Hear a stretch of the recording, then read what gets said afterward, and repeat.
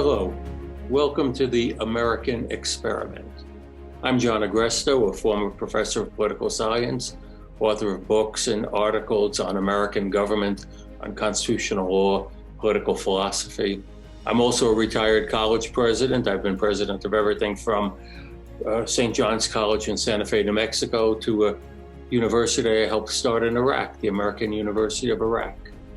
But most importantly, I'm currently a member of the board of the Jack Miller Center, which is fighting hard to combat the exact thing we'll be talking about today. Our topic for today goes by the lovely title of Shut Up: How Speech Codes Are Corrupting Universities and Harming America. And with me today is my dear friend, James Stoner. He's the Herman Moise Professor of Political Science and director of the Eric Voegelin Institute at Louisiana State University. Welcome, Jim. Thanks, John. It's good to be here. I'm looking forward to our conversation, and hope I don't have to say, or you don't have to say, shut up at any point during it. Well, we'll see. We'll see. Jim, I think most of our listeners understand a good bit about the issue of political correctness and the double problem of how badly speech codes harm both higher education and the country. And I think it's important that we talk, Jim, about both problems, both about the corruption of American education and the real danger it poses to the country. Jim, let me begin this way. Am I making too much of this? Are political correctness and speech codes really a big problem on campus? Thanks. I think it really depends on the school at some level. Look, a wise scholar once said, all it takes to destroy free speech or its efficacy is the absence of alternative thoughts. And what really underlies, I think, the crisis today, probably both on campus and in the polity, but in different ways, is a kind of absence of alternative thoughts. That is, an absence of real debate and real sort of deep thinking on different sides of issues. Yes, we're very polarized, but we're polarized around certain slogans, around ideologies, and not in the kind of way that leads to genuine thought or conversation. And that's what's happening on campuses, I think, some of it accidentally, where it's not as if any particular group maybe sought to suppress ideas on another side, but people naturally enough hired those who thought like them, or they engaged in what's the common term today, confirmation bias, and so they thought that the people who are thinking the way they were must be the ones who are right. And at least in the humanistic fields, or those, and in the social sciences, that's created a situation in which there really is a lack of genuine disagreement about sort of big social issues and big political issues. Isn't it incredible? Listen to what you're saying, that because we're divided, because we're so polarized, therefore one side automatically wins and we're not going to listen to the other side. That's the problem, isn't it, with political correctness and speech codes, or any kind of violation of freedom of speech, is that it hits exactly where it shouldn't hit. Well, go ahead. Fair enough. I mean, it's partly a reflection of this phenomenon that Alexis de Tocqueville diagnosed so brilliantly in Democracy in America, right? He says the great thing about democracy is all sorts of ideas are tried out. I mean, there's no sort of civil authority, there's no religious authority that dominates the society. But once people come to a kind of initial decision, then because the majority is the real authority, people shut up. There's our phrase. And they sort of feel they have to go along with the majority, or else they'll lose all their friends. And something like that phenomenon is going to happen in any democratic setting. And what's interesting is that it happens within the university as well. And so it's a natural effect of a university, but in a democracy, but it has this horrible effect because the university has to be able to stand outside of the democracy in that way if it's going to, first of all, provide an alternative for people who aren't satisfied with what the majority thinks. For minorities, right, of every sort. And secondly, if it's going to be able to, in the end, really help out the democracy by presenting something new to it. Okay, what you just described in Drew Tocqueville is, and he's right. Once the people get an idea in their head, it's there. They believe it. But the people aren't there. There's hardly a parent in this country who wants to see what's going on for their son or daughter in university. And this is part of the reason why the part of the university that's supposed to show us the alternatives, give us the reasons, enlighten us about history and philosophy and languages and literature, why they've shut down and they've become simply dogmatic and indoctrinators. I think you're exactly right, John. And it is a curious thing, isn't it, that there's sort of more diversity of thought right now out in the polity than there is in the university. How odd in some ways. And I think you're also right about what's been the consequence for students, especially conservative students who come to universities. There's a kind of liberal majority at universities, a liberal majority that's becoming an increasingly radical majority, I think. But I think the conservative students figure, well, I'm not going to listen to all this indoctrination. I can get that on the news, and they probably do, and they can get more sides on the news than they do. And so they do. They major in the STEM fields, they major in accounting, and they don't think that there's serious learning to take place in the humanities and the social sciences. And half, at least, of each of those sort of clusters of disciplines have sort of atrophied in recent years. I mean, how many times does a kid who wants to study history, wants to know about what happened in the past to his country, the world, whatever, how many times can he be told, oh, history, we used to say it was bunk. Now we say it's evil. I mean, it's all the story of racism and militarism and homophobia and misogyny. That's the story of our founding. That's the story of our history. Kid says, well, I can't learn anything from that, can I? I'm a parent too, and I'm aware of that. I think one of the problems is, as you mentioned it, that faculty have ceded control of so much that's important at a university to a whole series of staffs like this. And, that's where that sort of uniformity of opinion, they hear, look, a good teacher wants to teach anyone who is willing and able to learn. And, it doesn't matter to the teacher as a teacher what that person's politics are, what their ethnicity is, what their, however they fit in any of those different categories you were reading. You want to talk about what can be known and help the student come to know it. There's this deep humanizing effect of an education that focuses on the things to be learned, on what's to be studied, I think. And it's all now being short-circuited by this ideological overlay.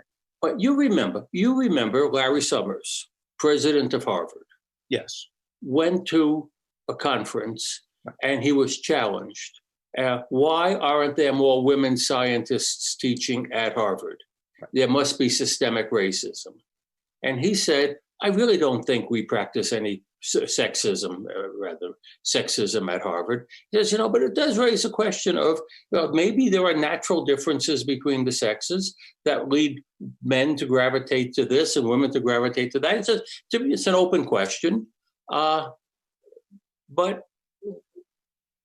he was hounded right out. What happened to him? He was voted censured by the faculty and forced to leave the presidency of Harvard. So this was the liberal Democrat who's been in where they should talk about these things.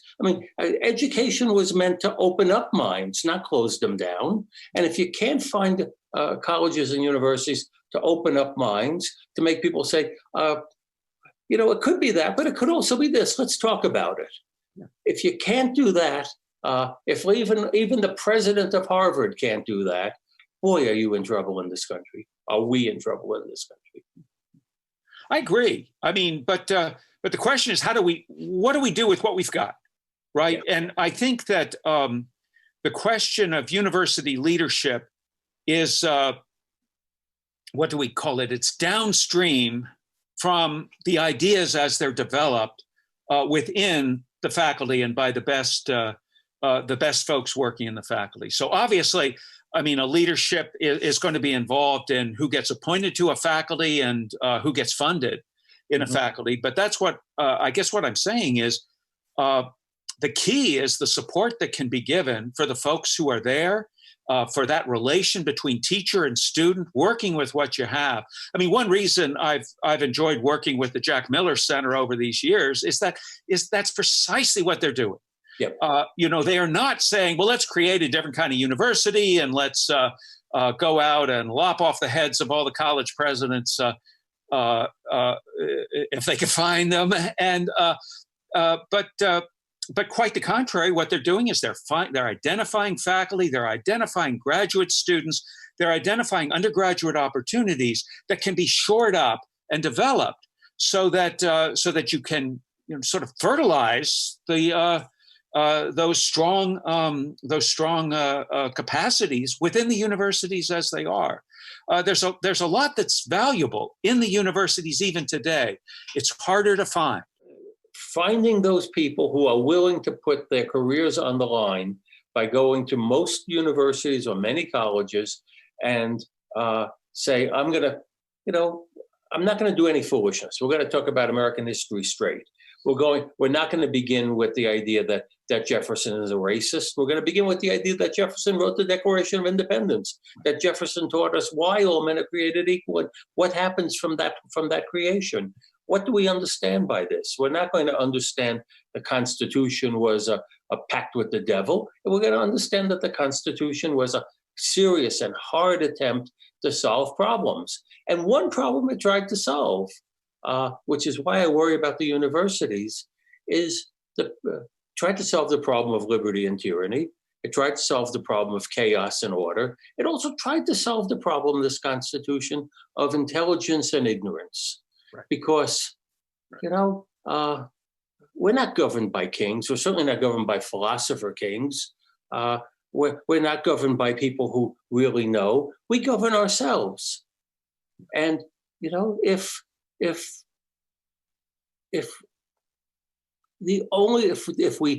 we know very little of our literature, we don't know biographies of either great or awful people, if the only things we know is what we're told or what our limited experience tells us, we're dead as a nation.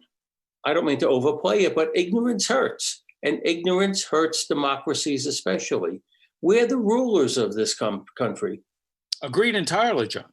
And so the task is, how can you find that knowledge? I guess what I'm saying is that knowledge is hidden. It is there. It is hidden it's hidden in the universities. And it's a real problem that it's sort of hidden, that it's kind of underground. But actually, that's sort of fun, right? Because for an 18-year-old, it's kind of more fun to know what's underground, isn't it? Or at least it always was for us when we were that. Try to remember back, but there's a kind of subversiveness in thinking freely, and I guess there always is, because there's always some kind of orthodoxy, and that's what I guess makes me a little hopeful about the current situation, is that there is so much cant. Watch the country be upset by what? A 3-word slogan? And or a few little slogans that are chanted again and again. Anybody with a mind says, at most, that's the beginning of thinking. It's not the end of thinking. Mm-hmm. And so it seems to me it ought to be a great spur and a great moment to sort of dig down and understand those things. Understand that the Constitution was seen as a pact with the devil by William Lloyd Garrison, the great abolitionist, who tore it up in front of crowds. And that Frederick Douglass agreed with him at first and then reflected on it and said, wait a minute, that's actually not true. The Constitution is a great liberty document, he said. And his transition there, I actually think it was probably even influential on Abraham Lincoln. But I think that was a key to understanding this paradox that the country fell apart and was put back together by the very Constitution, or through the Constitution and the adept use of the Constitution that hadn't held it together in the first place. Hey, I think you're a wise man, James Stoner. Oh, too nice. But wise men are rare. And I think they're rarer in universities now than they have been in a long time. And partly for the reason you gave about 15, 20 minutes ago. Groups tend to replicate themselves. And no, you would hire a junior professor who says, I take the Constitution seriously. I take the founders seriously. I take ideas seriously, as opposed to a person who says, I'm going to teach these kids the truth about the evils of the world. And they're everywhere. But that's not the case everywhere. Well, I think that the beginning has to be to build up your own knowledge, right? But it also has to be willing to engage with the serious arguments made on the other side. You know, even when their public presentation seems ridiculous, even when, maybe especially when it seems dangerous, you've got to be willing to meet those arguments. That takes a little backbone sometimes, you know, as you say. I don't know that it always requires a complete sacrifice of a career, maybe of career advancement, you know. But tenure is still in place in the universities, and it keeps in place some lazy people, and it keeps in place some ideologues, and it protects those of us who don't share the majority opinion and would be out in a minute. If there are college professors out there, there's a difference between Jim and me here. He's more, well, I'm not going to say Pollyanna-ish about the university. I would never say that. Optimistic, John. A more benign view of your troubles, if troubles they be. I worry a little more. Now, so write us back, call us up, and let us know. You got horror stories? Let's tell horror stories. You think you're with Jim? Let us know about that. Okay, here's how I was happy to say something. Yeah. I'll tell you why I'm more optimistic. Yes, because one of the things I do is direct something called the Eric Voegelin Center at LSU, Eric Voegelin Institute at LSU. And we've been able to put together seminars that draw together faculty members of all sorts of different political persuasion. Actually, often I'm the only conservative, or one of 2 or 3 conservatives in a group of 10 or 15 faculty. And yet we have serious conversations. We've been shoring up the curriculum, studying great books over at the LSU Honors College and things of that sort. And these are real conversations going on. And I've come to appreciate my colleagues. I've come to understand a little better their point of view. It's made me more hesitant to just sort of dismiss some folks, but I hope it's made them more hesitant to dismiss as well. And I can guarantee you it's helping to ensure and to shore up the curriculum that we have available at our university. And I think this kind of thing is happening at a number of these different programs that Miller and others have been supporting. Jim, this has been a wonderful conversation I think we've had. Interestingly, you've given us a lot to worry about, but you've also given us some things to hope for. If I could just pull it together, there are in the universities still good places out there. Almost every university has good programs, good majors taught by good teachers. You just have to find them. And there are some colleges and universities that are just simply good. Have to find them. And I also want to make again, end where I began. The Jack Miller Center is finding these good programs, these good professors, these good universities and colleges, and forming links between them. We have, over the last years, pulled together in seminars and conferences, in just discussions, about 1,000 professors and close to 1 million students. You want to know who makes a difference in the world? Jim, you make a difference, and the Jack Miller Center makes a difference. Thank you. Thanks, everybody. Bye. Thank you, John. It's been good to be here.